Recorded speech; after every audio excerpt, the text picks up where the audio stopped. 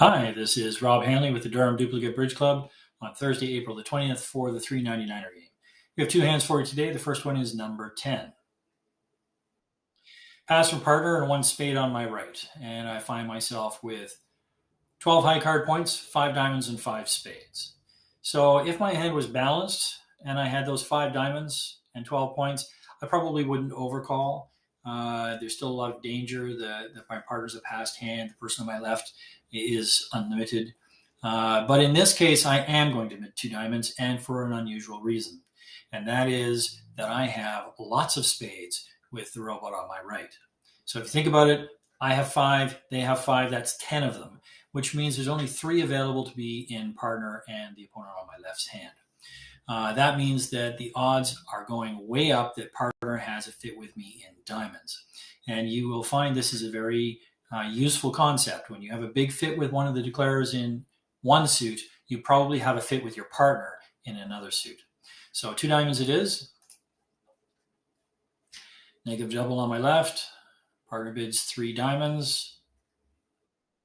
And I'm going to pass. I'm not looking for game on this hand.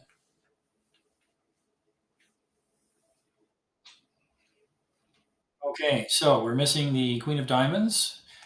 Obviously, I am missing the king and queen of spades, so I have at least one spade loser. I can ruff whatever losing small spades I have in my hand in the dummy. There's lots of trump there.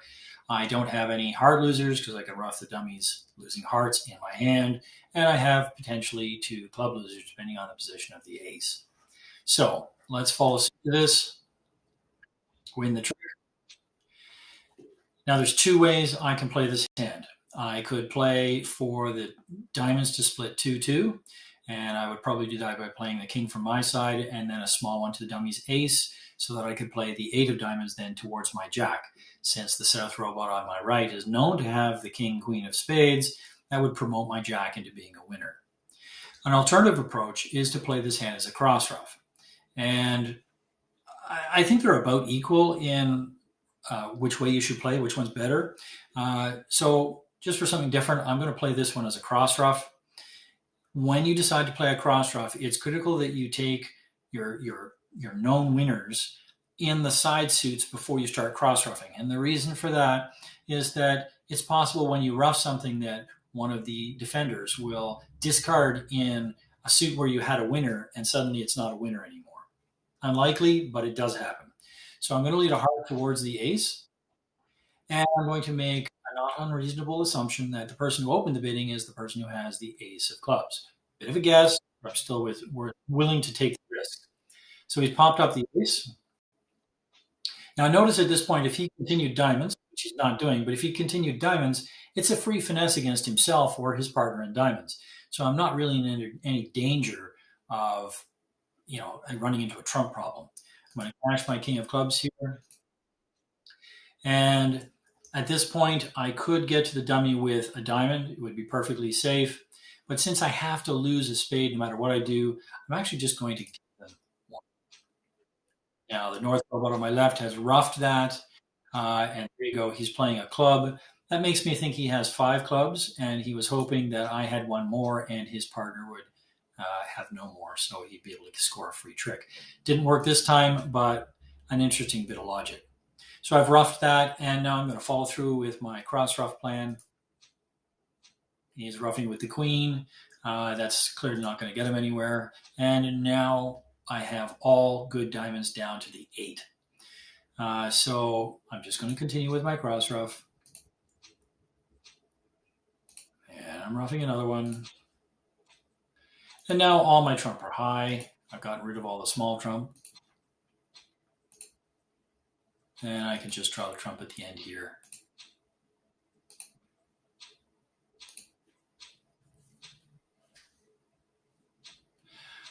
All right, so I managed to take 11 tricks. As I said, I don't think it's reasonable to find game on this at all.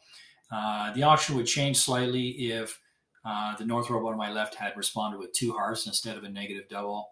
They're a little light in high card points to do that, but they're close enough for to bid the negative double. They need 8. To bid 2 hearts, they really need a really good 9 or 10 points. So I can understand why they didn't choose 2 hearts. All right, we're going to pause while we change directions for the second hand. All right, we're back, this time with hand number 13. So pass on my right, and I have 6 hearts and 8 high card points, and my hearts are actually pretty good, so this is a perfect 2-heart opening.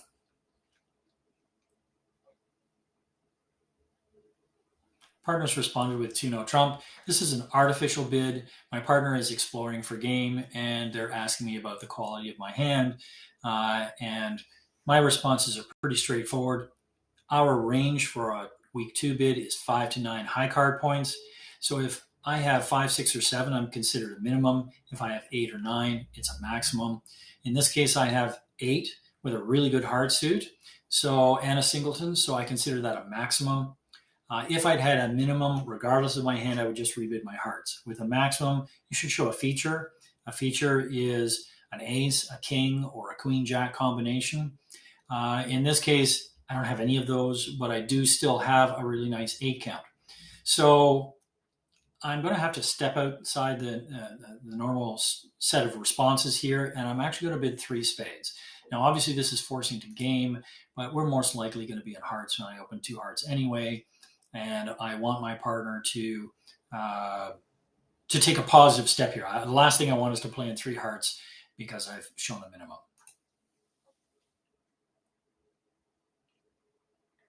And we're in 4 hearts. Okay, not going anywhere now.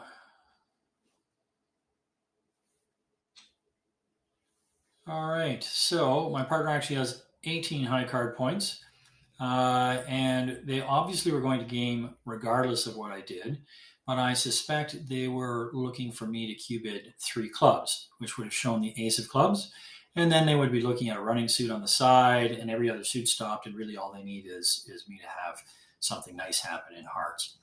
But I wasn't that cooperative, and obviously my partner knew that my 3 spades was a bogus bid.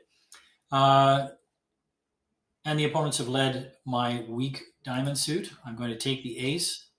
Now, at this point, I have to decide how I want to play the hand. If I take the finesse in hearts and it loses, the person on my left is going to immediately cash 2 diamonds and the ace of clubs, and I will go down. So whatever I do, I have to make sure I don't let that happen. Now, fortunately, in the dummy right now is the ace, king, queen of spades opposite my singleton. So while I love to take the trump out normally right off the bat, I'm not going to here. I'm going to run those spades and get rid of those losing diamonds right away. And one more because it can't cost. Even if they were rough, I'm still getting rid of a loser that would have been there.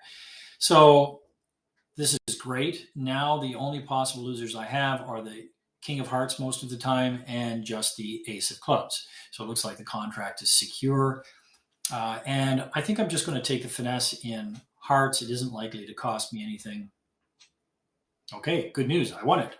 Now at this point, I don't want to blow it here. If I play a club and the ace takes the tricks and gives their partner a rough, I'm going to be depressed. So instead, I'm just going to cash that ace of hearts. All right, and now they've got a hard trick. That's fine. I don't even know who has it. Don't care. And I'm going to play a club to the king and exit with a club. All right, so they're going to get their heart trick, and all the rest are mine.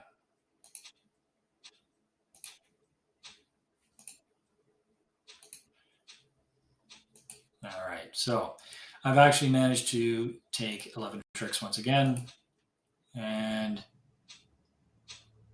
I even made it, as I said, I even made an over trick. So in this hand, the important feature was to recognize that you actually are going to go down if that heart finesse does not work, and it doesn't. And you can prevent that by getting rid of those diamond losers right off the bat. All right, that's it for this week. We'll see you next time. Thanks.